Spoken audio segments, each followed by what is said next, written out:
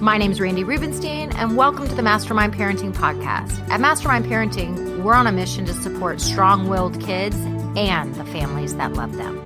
Hello. How is everyone this week?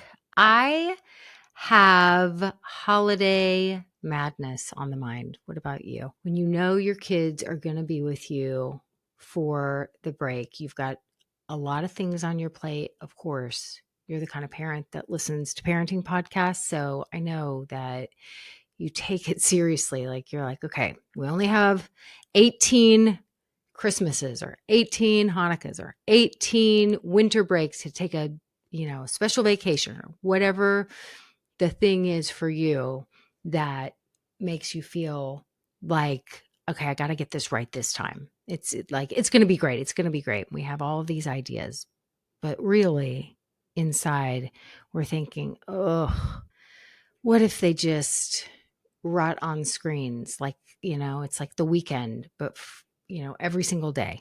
And all I see is them on the screens. They won't get off the screens. They're fighting with each other. There's constant pantry surfing. They're having snacks for meals. It's just like fighting and meltdowns and super stress. To me, that's not the recipe for happiness. So if any of this describes your secret fears, I want to help you. And that's what this episode today is about. So what does it take to create a holiday break that's not that nightmare?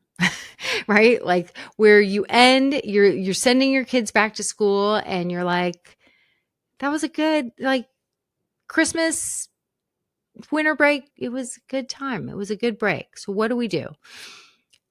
Pack leader energy. This is a concept that I've been talking about a lot lately. I've always talked a lot about pack leadership, that you're the leader of your pack, right? You set the tone.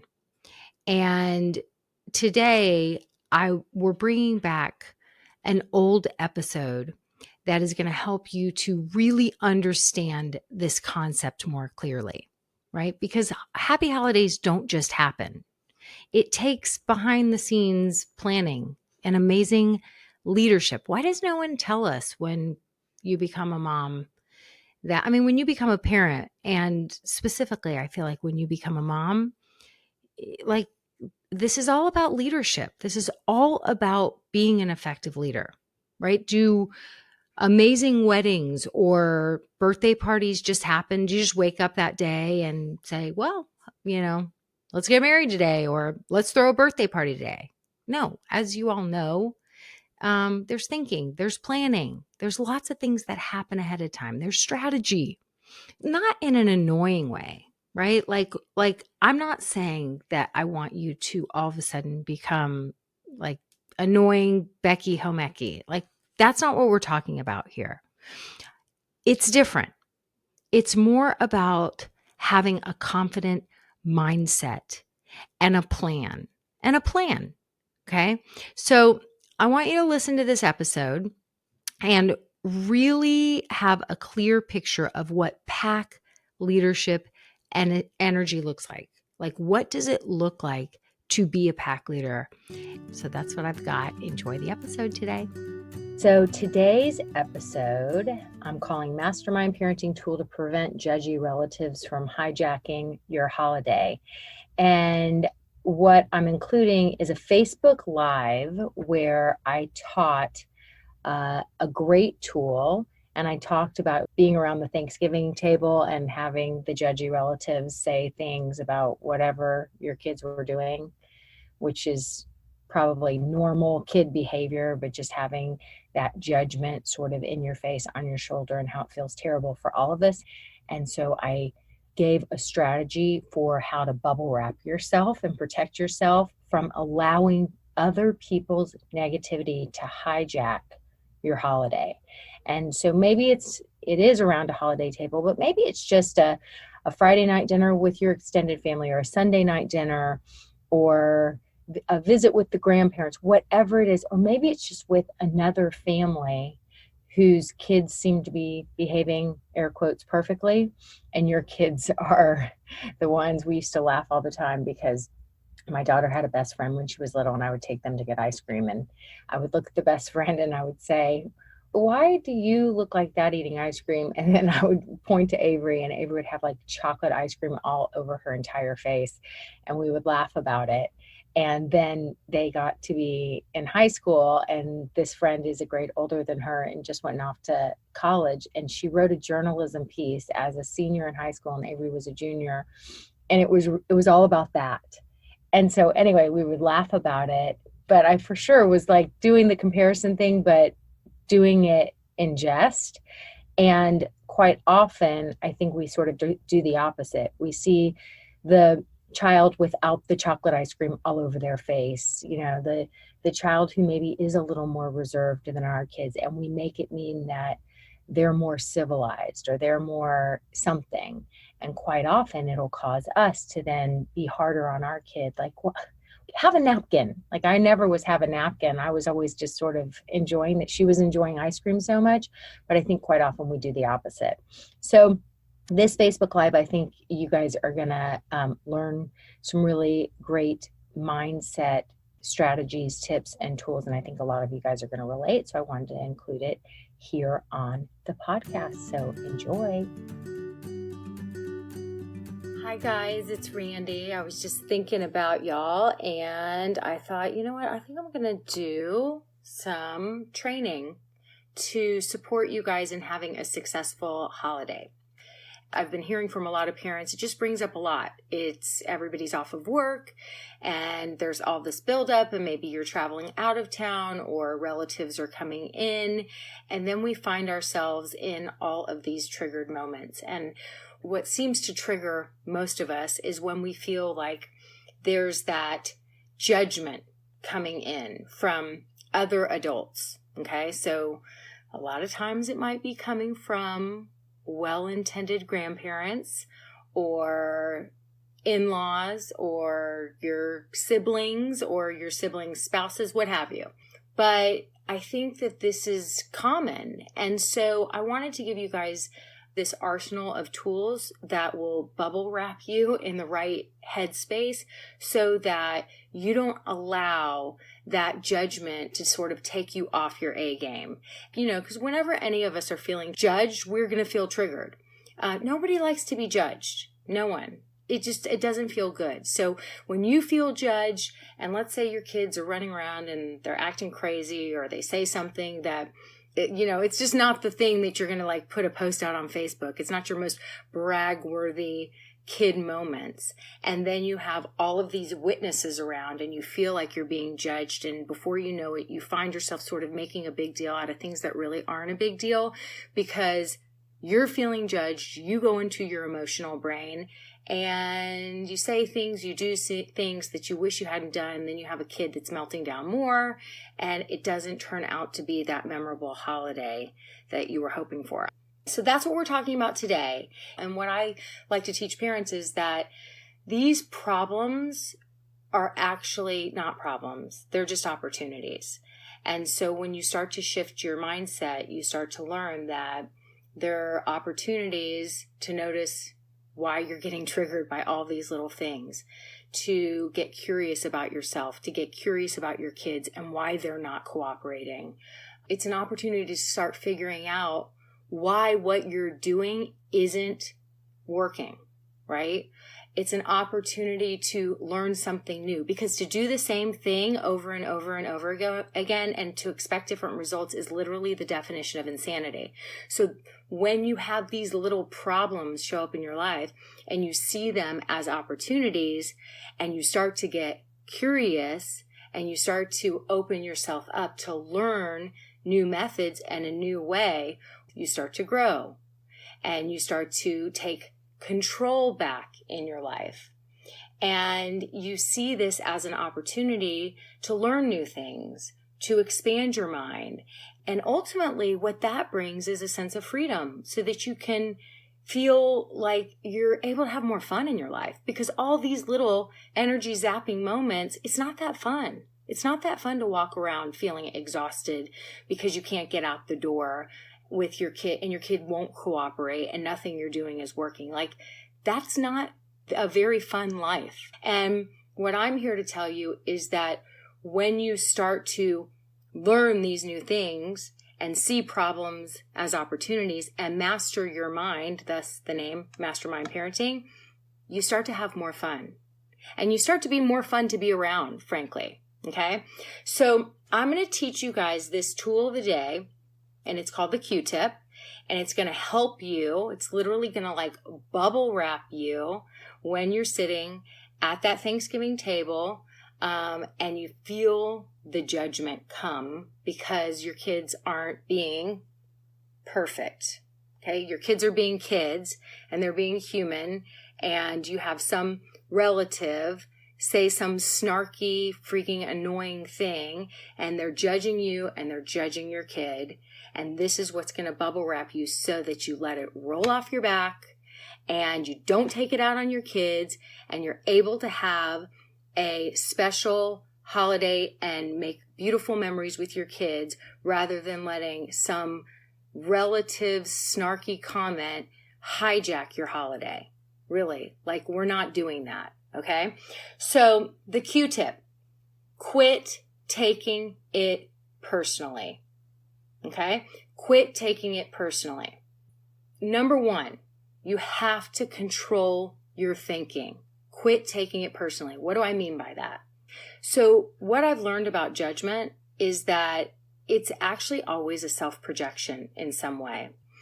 Anybody who's showing up and saying some snarky, annoying thing to you, they're judging themselves. How are they judging themselves? Well, just like you, they want to be a good parent, right? Just like you, they want to think that they did it well, okay? Everybody wants validation that the way they're doing it or the way they did it is the right way. And so anytime anybody says anything, like, happy people don't go around spreading misery. Happy people don't make snarky comments. Confident people who know that the way they did it was great and feel confident in that and imperfect, and there is no perfect, they don't go around constantly making snarky comments to bring other people down. So anyone making those comments, ultimately, they want validation that they were a good parent, or that the way they're doing it is good or the right way. And it's actually like they're showing you their poker hand, that they feel sort of insecure about the way they did things, or they still feel insecure about the way they're doing things. Because all that judgment and comparison is just BS. And anybody who gets it knows it's not helpful, and it doesn't feel good for anyone involved. So the only thing you can control, you're going to waste your energy making some snarky comment back, or defending the way you do things, or trying to teach them something new. It's all a waste of energy. The only thing you actually have control over is your thinking. So when you start to have control over your own thoughts, then you choose to make the other person's comment mean something about them and not something about you. Okay? So you only have control over your own thinking, and what you think in that moment when the judgment's coming at you is, this is not about me, this is about them. This is not about me, this is about them.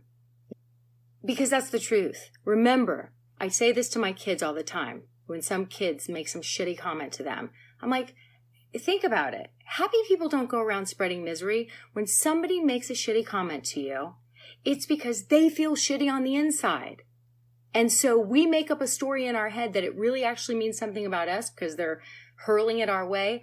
But when we control our own thinking, we can sit there and like let it roll off, and we don't match that negative vibe. Like all it's going to happen is it's like game on, and now we've given that snarky, miserable person an outlet to argue and fight and to bring all this negativity and tension to the table. We're not doing that. We're not doing that. Happy people don't spread misery. So control your thinking. Don't let the other person control the situation and bring you down into that negative space.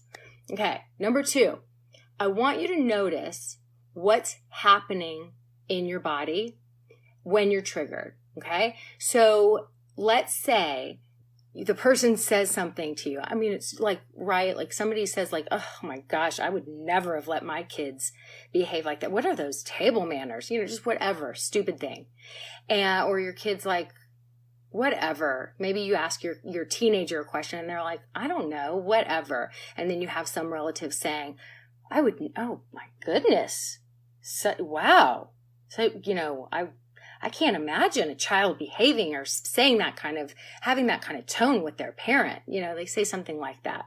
And you start to feel yourself, you start to get hot, right? And there's a reason, because when we go into that triggered state, we go into this emotional space in our brain where we're not thinking clearly anymore, and our heart rate speeds up, and you may notice that your heart starts pounding, you start to get hot. The blood is literally leaving your head and going to your extremities.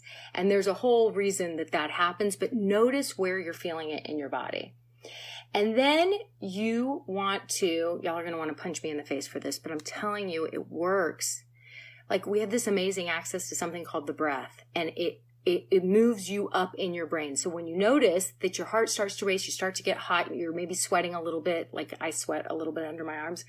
So you start to notice those sensations in your body. That's your trigger. That's your real trigger to take a deep breath.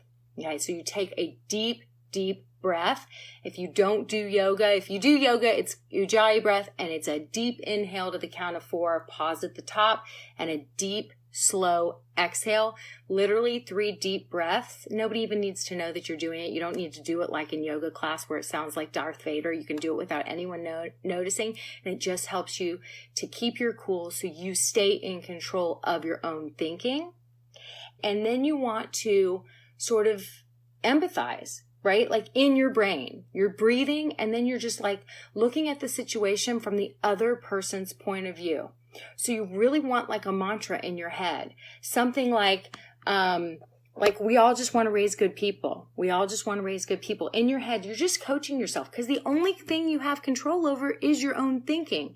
So you might as well take this moment and this opportunity to let it roll off your back by coaching yourself and saying like, we all just want to raise good people. We all just want to raise good people. And remembering, this other person judging you, they just want validation that the way they did it was the right way, or the way they're doing it is the right way, because we all really want the same thing. And so if it's maybe your parents or your in-laws that are judging you, they see you doing it differently than they did.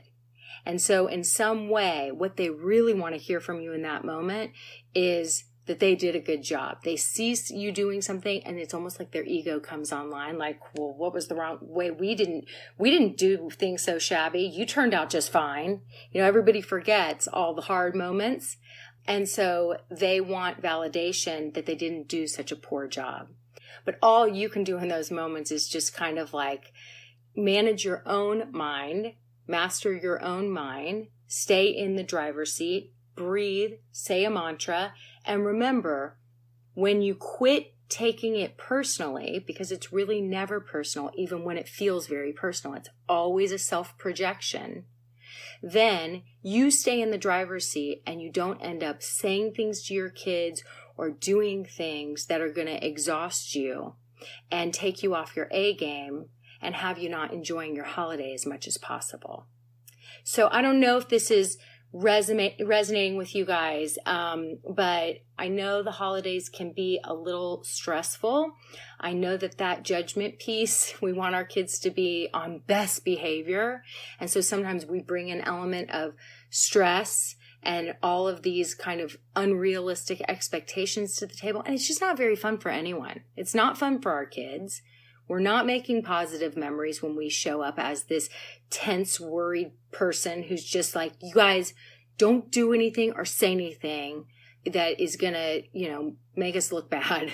Like that whole attitude, it's just too much pressure for everyone versus showing up, being your awesome selves, enjoying each other, not having this unrealistic view of this perfectionistic thinking that you're trying to impress everyone, and you're just being warm and loving and friendly and having a good holiday. It helps you to focus on what really matters versus worrying so much about everyone behaving and looking and being so perfect, because that's really the point of the holidays. So that's what I've got for you guys, and would love to know if you found this helpful. This week, I want to teach you again about boundaries through story. And I'm going to include a little coaching session that I did with a mom. And I used an example from the show, The Gilmore Girls, on how to understand boundaries, right? I explained it to her because I just held a workshop, and it was all about like planning for the holidays so you have a successful holiday with your kids. Like, so you don't, what I said was a fantasy without a plan is just delusional dreaming.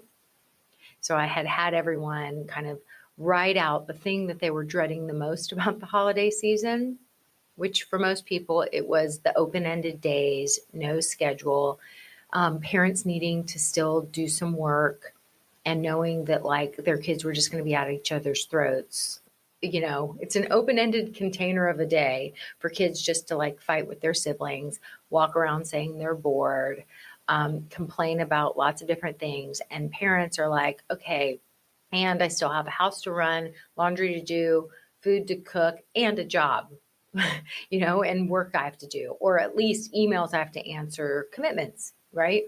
So a lot of parents are like kind of dreading all this time off from school because life continues on as usual in a lot of ways for many of us. And now we just have our kids home all the time. And so I said, okay, so what are you dreading the most? And if I could like sprinkle some magic fairy dust, what would be the fantasy? And so I said, a fantasy without a plan is delusional dreaming. And so often we just go into these holiday seasons, open-ended days with no plan. And so this mom who was, really kind of resistant to the planning, it's holiday vacation, like we're complaining, we're dreading the open-ended days, but then like we don't really want to get our shit together and like have a plan in place. And when you have little kids, like it's a lot of hours in the day. And, the structure thing is sort of important. And so like having a shell of day. So anyway, we were having this workshop and I coached this mom a little bit and she was just, I could tell, a little bit resistant. So I followed up and left another message for her. And I remembered that this mom had been a Gilmore Girls fan. And I said, I'm going to teach you some things through the Gilmore Girls. So that was kind of, how I was wanting to kind of get through to this mom to help her sort of just realize that like during the holidays, your kids need some pack leadership and they need you to be like the fearless leader who's going to ground everyone and let everybody know this is what we're doing, this is our schedule, and sort of like have your shit together a little bit. And I think many of us resist because we don't want to, we don't feel like it, we don't know how. It seems like too much. We want to cross our fingers and hope for the best. And the best never happens. So like we're going to change that this holiday season. So I thought this would be a fun little clip to share with you guys on the podcast because, I'm really focusing on the whole boundaries, the elusive concept of boundaries for mom after mom after mom that I meet. Most people who are drawn to work with me or even to listen to the podcast, like, just to brag on you guys for a minute, like you guys are the cream of the crop. Like you're some smart chicks out there and you get things done in your life and you've got accomplishments and resumes and all kinds of impressive things that you've accomplished, right? There's a lot to be proud of. So like I attract some smart people and for some reason, following through on this whole boundary thing, you guys don't do it. You don't know how to do it. You tell yourself you don't know how to do it. And hope it's helpful. want to leave a message for Amy. I was thinking about you, and in terms of stepping into pack leadership, a little fun fact that I remember about you is that when you joined the program, I think I had just finished up Gilmore Girls, and we bonded over our love for that show.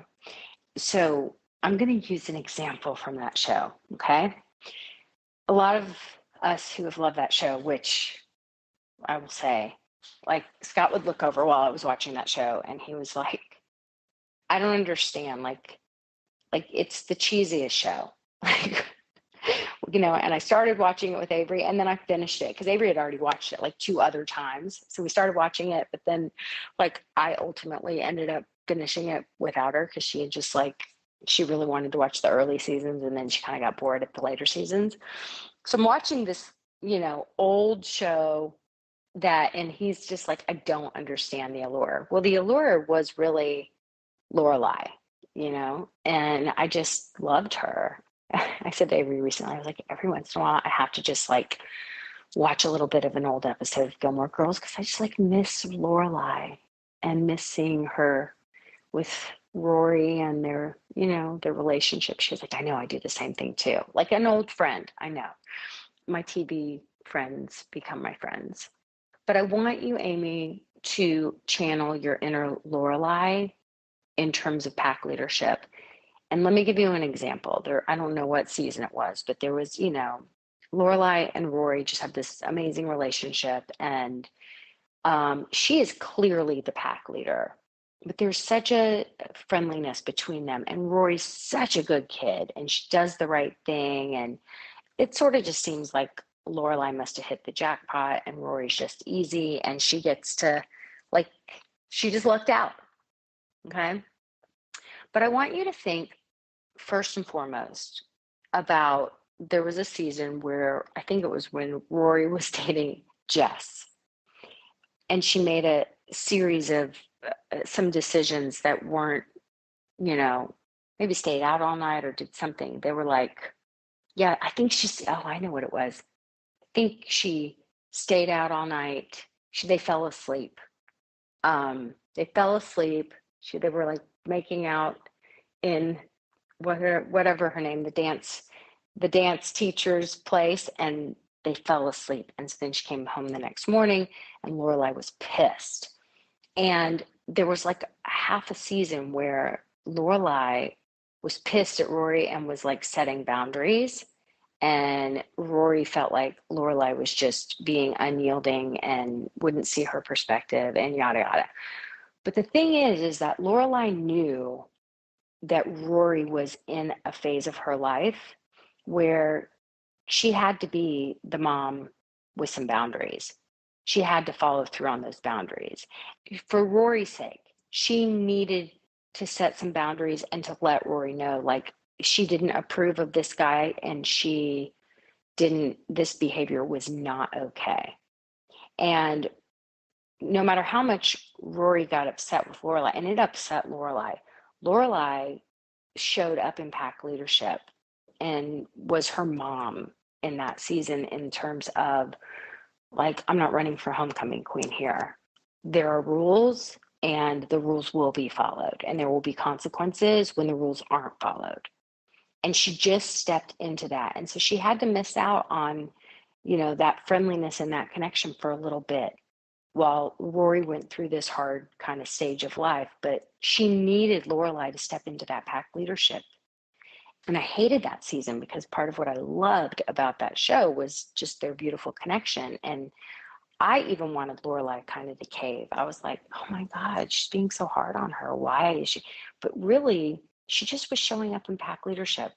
And so, Amy, I want you to remember, if she was worried about like Rory experiencing hard emotions or Rory feeling all alone or disconnected from her mom or Rory not liking her for a minute, if she was worried, like you're worried about, like, what if they're disappointed and what if they're bored and what if they're uncomfy? Is that going to mean that I'm not providing the best environment for them? I'm not being a good enough mom. Okay. If Lorelai was operating from that sentence in her head, then she would have caved and she would have given in and she would have not held firm on her boundaries. But at that stage of adolescence, like Rory needed a little tough love. And so when your kids are feeling uncomfy, going through some moments, they open their present, they don't like it, there's too much time in the day, they're bored, whatever. You stepping into pack leadership and having the rules in the household and communicating what those rules are, right? And maybe the rules are, if it drives you crazy when they come and say, I'm bored, I'm bored, I'm bored, you're having conversation in non-relevant time. A few years ago, we did a thing on and we may have it in the content library, the board jar, where you guys hey, we have a bunch of time coming up for winter break.